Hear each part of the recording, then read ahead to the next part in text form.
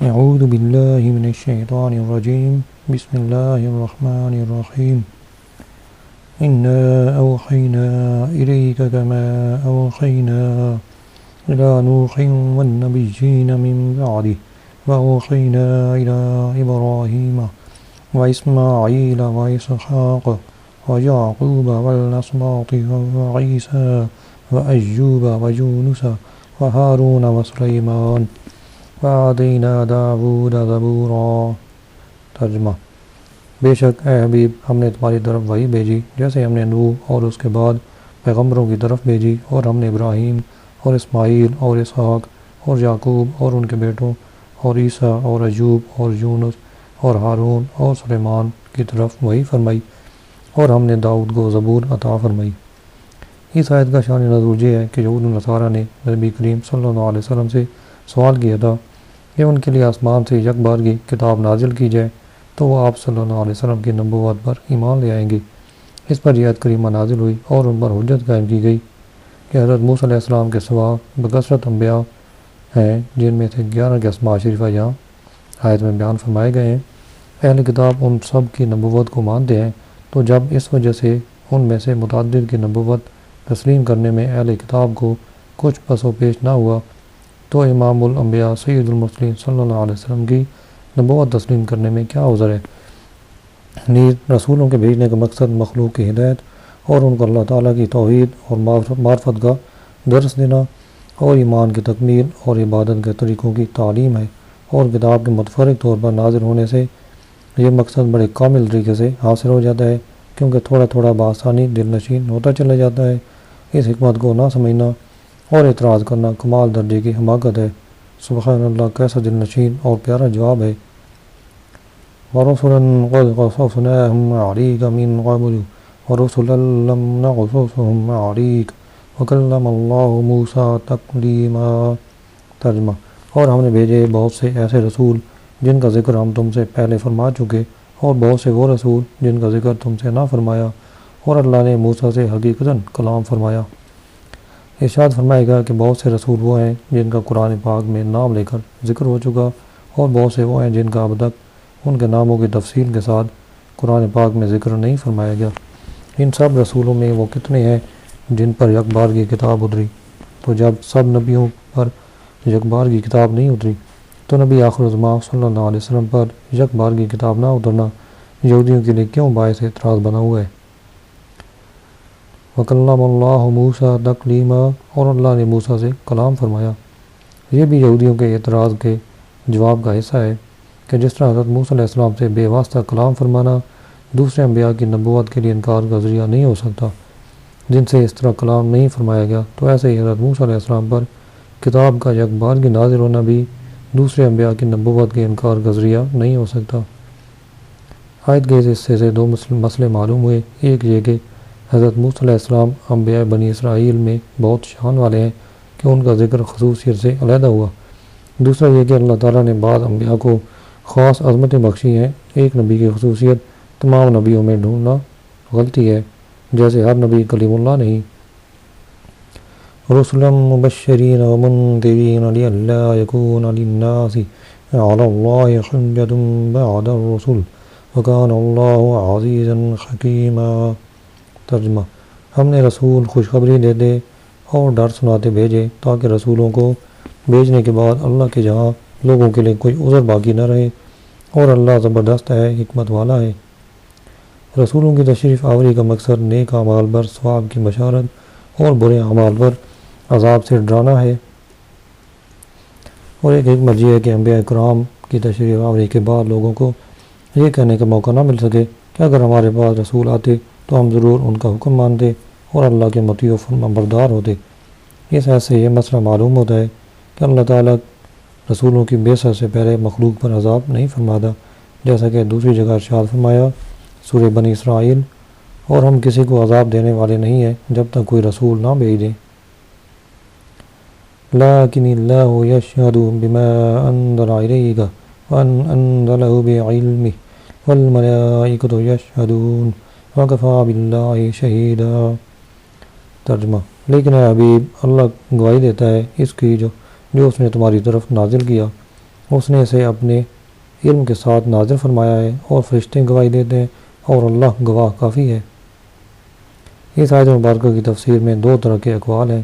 ان کا خلاصہ یہ ہے: نمبر 1، مشہود اللہ یعنی جس کے حق میں گواہی دی جا رہی ہے وہ قرآن پاک ہے، کیونکہ یہودیوں نے آسمان سے یک بار کی کتاب اتارنے کا مطالبہ کیا تھا۔ اس آیت میں ان کے مطالبے کا جواب ہے۔ اس صورت میں مفہوم یہ بنتا ہے کہ یہودی اگرچہ قرآن کے آسمانی کتاب ہونے کو نہ مانے، لیکن اے حبیب صلی اللہ علیہ وسلم، اللہ آپ کی طرف اترنے والے قرآن کی حقانیت کی گواہی دیتا ہے اور اس کے اللہ کی طرف سے نازل ہونے کے فرشتے بھی گواہ ہیں اور اللہ کی گواہی کافی ہے۔ نمبر 2، دوسرا مفہوم یہ ہے کہ مشہود اللہ یعنی جس کے حق میں گواہی ہے وہ خاتم المرسلین صلی اللہ علیہ وسلم کی نبوت ہے، اور جس کے ذریعے گواہی دی جا رہی ہے وہ قرآن پاک ہے۔ اور معنی یہ بنا کہ یہودیوں نے تاجدار رسالت صلی اللہ علیہ وسلم کی نبوت کا انکار کیا، تو اللہ تعالیٰ نے آپ کی نبوت کی گواہی قرآن کے ذریعے دی اور فرشتے بھی نبوت پر گواہ ہوئے۔ اللہ کی گواہی یہ ہے کہ اس نے گزشتہ کتابوں میں سرکار دو عالم صلی اللہ علیہ وسلم کی خبر دی اور سرکار کائنات صلی اللہ علیہ وسلم کو معجزات عطا فرمائے، جیسے وزیر یا حاکم کا شاہی تمغہ بادشاہ کی گواہی ہے۔ ان الذین کفروا وصدوا عن سبیل اللہ قد ضلوا ضلالا بعیدا۔ ترجمہ: بے شک وہ لوگ جنہوں نے کفر کیا اور اللہ کی راہ سے روکا، بے شک وہ دور کی گمراہی میں جا پڑے۔ یہاں یہودیوں کی حالت کا بیان ہے کہ انہوں نے نبی کریم صلی اللہ علیہ وسلم کی نبوت کا انکار کیا اور تاجدار انبیاء صلی اللہ علیہ وسلم کی نعت و صفت چھپا کر اور لوگوں کے دلوں میں شبہ ڈال کر لوگوں کو اللہ کی راہ سے روکا۔ بے شک وہ ان حرکتوں کی وجہ سے دور کی گمراہی میں جا پڑے، کیونکہ ان میں گمراہ ہونا اور گمراہ کرنا دونوں چیزیں جمع ہو گئیں۔ ان الذین کفروا وظلموا لم یکن اللہ لیغفر لهم ولا لیہدیہم طریقا الا طریق جہنم خالدین فیہا ابدا وکان ذلک علی اللہ یسیرا۔ ترجمہ: بے شک وہ لوگ جنہوں نے کفر کیا اور ظلم کیا، اللہ ہرگز انہیں نہ بخشے گا اور نہ انہیں کسی راستے کی ہدایت فرمائے گا مگر جہنم کے راستے کی، جس میں ہمیشہ ہمیشہ رہیں گے، اور یہ اللہ پر بہت آسان ہے۔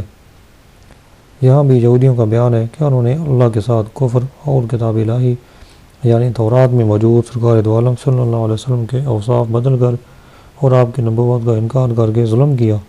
تو ایسے لوگ جب تک اپنے کفر پر قائم رہیں اور کفر پر مریں، ان کی بخشش کی کوئی گنجائش نہیں اور نہ انہیں کسی صحیح راہ کی ہدایت ملے گی، البتہ جہنم کا راستہ ان کے لیے ضرور کھلا ہے اور وہ بالکل واضح ہوگا۔ یا ایھا الناس قد جاءکم الرسول بالحق من ربکم فآمنوا خیرا لکم وإن تکفروا فإن للہ ما فی السماوات والأرض وکان اللہ علیما حکیما۔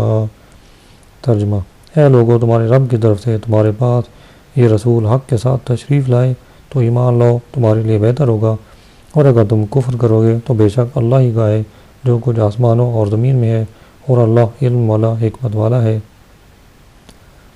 تمام بنی نوع انسان کو عظیم خوشخبری سنائی جا رہی ہے کہ اے لوگو، تاجدار رسالت صلی اللہ علیہ وسلم حق کے ساتھ تشریف لا چکے، وہ خود بھی حق ہیں اور ان کا ہر قول ہر ادا حق ہے، ان کی شریعت حق ہے، ان کی طبیعت ان کی تعلیم حق ہے، وہاں باطل کا گزر نہیں، لہذا ان پر ایمان لے آؤ، اس میں تمہارے لیے خیر ہی خیر ہے۔ اگر تم خاتم المرسلین صلی اللہ علیہ وسلم کی رسالت کا انکار کرو گے تو اس میں ان کا کچھ ضرر نہیں، اور اللہ تمہارے ایمان سے بے نیاز ہے۔ یا اہل الکتاب لا تغلوا فی دینکم ولا تقولوا علی اللہ الا الحق انما المسیح عیسی ابن مریم رسول اللہ وکلمتہ القاها الی مریم وروح منہ فآمنوا باللہ ورسولہ ولا تقولوا ثلاثہ انتہوا خیرا لکم انما اللہ الہ واحد سبحانہ ان یکون لہ ولد لہ ما فی السماوات وما فی الارض وکفی باللہ وکیلا۔ ترجمہ: اے کتاب والو، اپنے دین میں حد سے نہ بڑھو اور اللہ پر سچ کے سوا کوئی بات نہ کہو۔ بے شک مسیح مریم کا بیٹا عیسیٰ صرف اللہ کا رسول اور اس کو ایک کلمہ ہے جو اس نے مریم کی طرف بھیجا، اور اس کی طرف سے ایک خاص روح ہے، تو اللہ اور اس کے رسولوں پر ایمان لاؤ اور نہ کہو کہ معبود تین ہے، اس سے باز رہو، یہ تمہارے لیے بہتر ہے۔ صرف اللہ ہی ایک معبود ہے، وہ پاک ہے اس سے کہ اس کی کوئی اولاد ہو، اسی کا ہے جو کچھ آسمانوں میں ہے اور جو کچھ زمین میں ہے، اور اللہ کافی کارساز ہے۔ اس سے پہلے والی آیات میں یہودیوں کی دین میں زیادتیوں اور ان کے جرائم کو بیان فرمایا۔ اب عیسائیوں کے دین میں غلو اور حد سے بڑھنے کے بارے میں بیان فرمایا جا رہا ہے۔ عیسائی 4 بڑے فرقوں میں تقسیم ہو گئے تھے۔ نمبر 1 یعقوبیہ، نمبر 2 ملکانیہ، نمبر 3 نستوریہ اور نمبر 4 مرکوسیہ۔ ان میں سے ہر ایک حضرت عیسیٰ علیہ السلام کے بارے میں جداگانہ کفری عقیدہ رکھتا تھا۔ یعقوبیہ اور ملکانیہ حضرت عیسیٰ علیہ السلام کو خدا کہتے تھے، نستوریہ حضرت عیسیٰ علیہ السلام کو خدا کا بیٹا کہتے تھے، جبکہ مرکوسیہ فرقے کا عقیدہ یہ تھا کہ وہ 3 میں سے تیسرے ہیں۔ اور اس جملے کا کیا مطلب ہے، اس میں بھی ان میں اختلاف تھا۔ بعض 3 اقنوم یعنی وجود مانتے تھے اور کہتے تھے کہ باپ، بیٹا، روح القدس 3 ہیں، اور باپ سے ذات، بیٹے سے حضرت عیسیٰ علیہ السلام اور روح القدس سے ان میں حلول کرنے والی حیات مراد لیتے تھے، گویا کہ ان کے نزدیک الہ 3 تھے اور اس 3 کو ایک بتاتے تھے۔ بعض کہتے تھے کہ حضرت عیسیٰ علیہ السلام ناسوتیت یعنی انسانیت اور الوہیت کے جامع ہیں، ماں کی طرف سے ان میں ناسوتیت آئی اور باپ کی طرف سے الوہیت۔ یہ فرقہ بندی عیسائیوں میں ایک یہودی نے پیدا کی جس کا نام بولس تھا۔ اس نے انہیں گمراہ کرنے کے لیے اس طرح کے عقیدوں کی تعلیم دی۔ اس آیت میں اہل کتاب کو ہدایت کی گئی ہے کہ وہ حضرت عیسیٰ علیہ السلام کے بارے میں افراد و تفرید سے باز رہیں، انہیں خدا اور خدا کا بیٹا بھی نہ کہیں اور حلول اور اتحاد کے عیب لگا کر ان کی تنقید بھی نہ کریں، بلکہ ان کے بارے میں یہ عقیدہ رکھیں کہ حضرت عیسیٰ علیہ السلام حضرت مریم کے بیٹے ہیں، ان کے لیے اس کے سوا اور کوئی نسب نہیں، صرف اللہ تعالیٰ کے رسول اور اس کا ایک کلمہ ہے جو رب تعالیٰ نے حضرت مریم رضی اللہ عنہ کی طرف بھیجا، اور اللہ تعالیٰ کی طرف سے ایک خاص روح ہے۔ لہذا انہیں چاہیے کہ اللہ اور اس کے رسولوں پر ایمان لائیں اور تصدیق کریں کہ اللہ ایک ہے، بیٹے اور اولاد سے پاک ہے، اور اس کے رسولوں کی تصدیق کریں اور اس کی کہ حضرت عیسیٰ علیہ السلام اللہ کے رسولوں میں سے ہے۔ وَلَا تَقُولُوا ثَلَاثَةٌ، اور نہ کہو کہ معبود 3 ہے۔ بعض عیسائی حضرت عیسیٰ علیہ السلام کو خدا کا بیٹا کہتے تھے، بعض انہیں تیسرا خدا مانتے تھے اور بعض انہیں خدا مانتے تھے۔ ان تینوں فرقوں کی تردید کے لیے یہ آیت کریمہ اتری۔ لفظ اللہ میں ایک فرقے کی تردید ہے اور واحد میں دوسرے کی، اور سبحانہ ان یکون لہ ولد میں تیسرے کی۔ عقل مند انسان خود ہی غور کر لے، آسمان و زمین میں جو کچھ ہے سب اللہ تعالیٰ کی مخلوق ہے، جتنے انسان ہیں سب اسی کے بندے اور مملوک ہیں، انہی میں حضرت عیسیٰ اور مریم بھی داخل ہیں، اور جب یہ بھی بندے ہیں اور مملوک ہیں تو ان کا بیٹا اور بیوی ہونا کیسے متصور ہو سکتا ہے؟ بلا شبہ اللہ تعالیٰ ان سب بیہودہ باتوں سے پاک اور منزہ ہے۔ لن يستنكف المسيح ان يكون عبدا لله ولا الملائكة المقربون ومن يستنكف عن عبادته ويستكبر فسيحشرهم إليه جميعا۔ ترجمہ: نہ تو مسیح اللہ کا بندہ بننے سے کچھ اور کرتا ہے اور نہ مقرب فرشتے، اور جو اللہ کی بندگی سے نفرت اور تکبر کرے تو عنقریب وہ ان سب کو اپنے پاس جمع کرے گا۔ نجران کے عیسائیوں کا ایک وفد سرکار دو عالم صلی اللہ علیہ وسلم کی خدمت میں حاضر ہوا اور آپ سے کہا کہ آپ صلی اللہ علیہ وسلم حضرت عیسیٰ علیہ السلام کو عیب لگاتے ہیں کہ انہیں اللہ کا بندہ کہتے ہیں۔ اس پر یہ آیت اتری جس میں فرمایا گیا کہ اللہ کا بندہ ہونا باعث فخر ہے نہ کہ باعث شرم، نیز اللہ تعالیٰ کی عبادت سے نفرت کرنا اور اس میں شرم محسوس کرنا کافر کا کام ہے، مسلمان کا نہیں۔ فَأَمَّا الَّذِينَ آمَنُوا وَعَمِلُوا الصَّالِحَاتِ فَيُوَفِّيهِمْ أُجُورَهُمْ وَيَزِيدُهُم مِّن فَضْلِهِ وَأَمَّا الَّذِينَ اسْتَنكَفُوا وَاسْتَكْبَرُوا فَيُعَذِّبُهُمْ عَذَابًا أَلِيمًا وَلَا يَجِدُونَ لَهُم مِّن دُونِ اللَّهِ وَلِيًّا وَلَا نَصِيرًا۔ ترجمہ: تو وہ جو ایمان لائے اور انہوں نے اچھے عمل کیے تو اللہ انہیں ان کے پورے اجر عطا فرمائے گا اور انہیں اپنے فضل سے اور زیادہ دے گا، اور وہ جنہوں نے نفرت اور تکبر کیا تھا انہیں دردناک سزا دے گا، اور وہ اللہ کے سوا نہ اپنا کوئی حمایتی پائیں گے نہ مددگار۔ جہاں اللہ کی بندگی کو اپنا اعزاز اور اپنے سر کا تاج سمجھنے والوں یعنی مومنین صالحین کو بشارت، اور اللہ کی بندگی سے نفرت اور تکبر کرنے والوں کو وعید بیان کی گئی ہے۔ پہلے گروہ کو بھرپور اجر ملے گا اور اس کے ساتھ ان پر فضل الہی کی مزید بارش برسے گی جس میں اللہ تعالیٰ کا دیدار بھی شامل ہے، اس کے برعکس عبادت الہی کے منکروں اور اس سے تکبر کرنے والوں کو دردناک عذاب سے دوچار ہونا پڑے گا۔ یا ایھا الناس قد جاءکم برہان من ربکم وانزلنا الیکم نورا مبینا۔ ترجمہ: اے لوگوں، بے شک تمہارے پاس تمہارے رب کی طرف سے واضح دلیل آ گئی اور ہم نے تمہاری طرف روشن نور نازل کیا۔ یہاں تمام انسانوں سے خطاب ہے، وہ کہیں کے ہوں اور کبھی بھی ہوں۔ اس سے معلوم ہوا کہ حضور پر نور صلی اللہ علیہ وسلم کی نبوت کسی زمانے، کسی جگہ اور کسی قوم کے ساتھ خاص نہیں۔ عام اعلان فرما دیا گیا، اے لوگوں، تمہارے پاس وہ تشریف لائے جو سر تابع اللہ کی معرفت کی دلیل ہیں، جن کی صداقت پر ان کے معجزے گواہ ہیں، اور وہ منکرین کی عقلوں کو حیران کر دیتے ہیں۔ جس قدر معجزے پہلے پیغمبروں کو ملے، ان سے زائد حضور سید المرسلین صلی اللہ علیہ وسلم کو عطا ہوئے، بلکہ حق تو یہ ہے کہ سرکار دو عالم صلی اللہ علیہ وسلم از سر تا قدم پاک خود اللہ تعالیٰ کی وحدانیت اور ذات و صفات کی دلیل ہے۔ چنانچہ سرکار کائنات صلی اللہ علیہ وسلم کا بال شریف معجزہ کہ حضرت خالد بن ولید کی ٹوپی میں رہا تو ان کو ہمیشہ دشمنوں پر فتح حاصل ہوتی رہی، ہرکل کی پگڑی میں رہا تو اس کے سر کے درد کو آرام رہا۔ سیدنا عمر بن عاص رضی اللہ عنہ نے وصیت فرمائی تھی کہ میرے کفن میں تاجدار رسالت صلی اللہ علیہ وسلم کے بال شریف رکھ دیے جائیں تاکہ قبر کی مشکل آسان ہو۔ حضرت امیر معاویہ رضی اللہ عنہ نے وصیت فرمائی کہ مجھے غسل دے کر میری آنکھوں اور لبوں پر سلطان دو جہاں صلی اللہ علیہ وسلم کے ناخن اور بال شریف رکھ دیے جائیں تاکہ حساب قبر میں آسانی ہو۔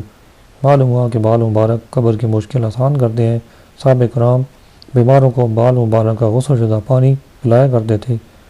حضرت طلحہ رضی اللہ عنہ کے گھر ایک بار بال مبارک پہنچ گئے تو انہوں نے ساری رات ملائکہ کی تسبیح و تحلیل سنی۔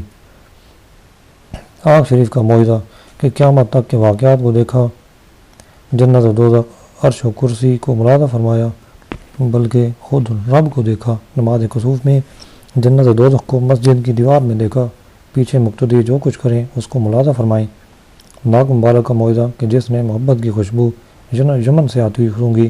زبان کا معجزہ کہ جن کی ہر بات وہی خدائی اور جو زبان جو کہ کن کی کنجی ہے۔ فَأَمَّا الَّذِينَ آمَنُوا بِاللَّهِ وَاعْتَصَمُوا بِهِ فَسَيُدْخِلُهُمْ فِي رَحْمَةٍ مِّنْهُ وَفَضْلٍ وَيَهْدِيهِمْ إِلَيْهِ صِرَاطًا مُّسْتَقِيمًا۔ ترجمہ: تو وہ جو اللہ پر ایمان لائے اور انہوں نے اس کی رسی مضبوطی سے تھام لی تو عنقریب اللہ انہیں اپنی رحمت اور اپنے فضل میں داخل کرے گا اور انہیں اپنی طرف سیدھی راہ دکھائے گا۔ ایمان والوں کو رحمت، فضل اور سیدھے راستے کی بشارت عطا فرمائی گئی ہے۔ رحمت جنت ہے اور فضل جنت میں کرم بالائے کرم والے امور ہیں، اور سیدھا راستہ دین اسلام ہے جو سیدھا قرب الہی تک لے جاتا ہے۔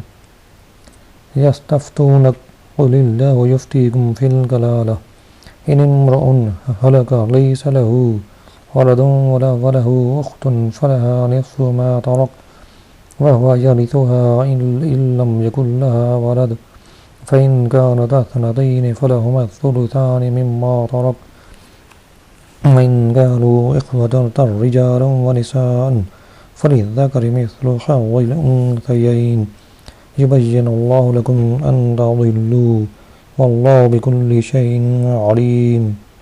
ترجمہ: اے حبیب، تم سے فتویٰ پوچھتے ہیں، تم فرما دو کہ اللہ تمہیں کلالہ کے بارے میں فتویٰ دیتا ہے کہ اگر کسی مرد کا انتقال ہو جس کی اولاد نہ ہو اور اس کی ایک بہن ہو تو ترکہ میں اس کی بہن کا آدھا ہے اور مرد اپنی بہن کا وارث ہوگا۔ اگر بہن کی اولاد نہ ہو، پھر اگر دو بہنیں ہوں ترکہ میں ان کا 2/3 حصہ ہوگا، اور اگر بھائی بہن ہوں جن میں مرد بھی ہوں اور عورتیں بھی تو مرد کا حصہ 2 عورتوں کے برابر ہوگا۔ اللہ تمہارے لیے صاف بیان فرماتا ہے تاکہ تم بھٹک نہ جاؤ، اور اللہ ہر چیز جانتا ہے۔ آیت مبارکہ میں کلالہ کی وراثت کا بیان کیا گیا۔ کلالہ اس کو کہتے ہیں جو اپنے بعد نہ باپ چھوڑے نہ اولاد۔ اس آیت کے شان نزول کے متعلق بخاری اور مسلم میں ہے کہ حضرت جابر بن عبداللہ رضی اللہ عنہ بیمار تھے تو سرکار مدینہ صلی اللہ علیہ وسلم حضرت صدیق اکبر رضی اللہ عنہ کے ساتھ ان کے عیادت کے لیے تشریف لائے۔ حضرت جابر رضی اللہ عنہ بے ہوش تھے۔ تاجدار رسالت صلی اللہ علیہ وسلم نے وضو فرما کر اس کا پانی ان پر ڈالا تو انہیں افاقہ ہوا۔ آنکھیں کھول کر دیکھا تو نبی کریم صلی اللہ علیہ وسلم تشریف فرما تھے۔ عرض کیا، یا رسول اللہ صلی اللہ علیہ وسلم، میں اپنے مال کا کیا انتظام کروں؟ اس پر یہ آیت کریمہ نازل ہوئی۔ ابو داؤد کی روایت بھی یہ ہے کہ نبی کریم صلی اللہ علیہ وسلم نے حضرت جابر رضی اللہ عنہ سے فرمایا، اے جابر، میرے علم میں تمہاری موت اس بیماری سے نہیں ہے۔ اس حدیث سے چند مسئلے معلوم ہوئے کہ بزرگوں کا وضو کا پانی تبرک ہے اور اس کو حصول شفا کے لیے استعمال کرنا سنت ہے، مریضوں کی عیادت سنت ہے۔ نبی کریم صلی اللہ علیہ وسلم کو اللہ تعالیٰ نے علوم غیب عطا فرمائے ہیں، اس لیے حضور صلی اللہ علیہ وسلم کو معلوم تھا کہ حضرت جابر رضی اللہ عنہ کی موت اس مرض میں نہیں ہے۔ آیت میں جو مسائل بیان ہوئے ان کا خلاصہ وضاحت اس طرح ہے۔ نمبر 1، اگر کوئی شخص فوت ہو اور اس کے ورثاء میں باپ اور اولاد نہ ہو تو سگی اور باپ شریک بہن کو وراثت سے مال کا آدھا حصہ ملے گا، جبکہ صرف ایک ہو اور اگر دو یا دو سے زیادہ ہوں تو 2/3 حصہ ملے گا۔ نمبر 2، اور اگر بہن فوت ہوئی اور ورثاء میں نہ باپ ہو نہ اولاد تو بھائی اس کے کل مال کا وارث ہوگا۔ نمبر 3، اگر فوت ہونے والے نے بہن بھائی دونوں چھوڑے تو بھائی کو بہن سے دگنا حصہ ملے گا۔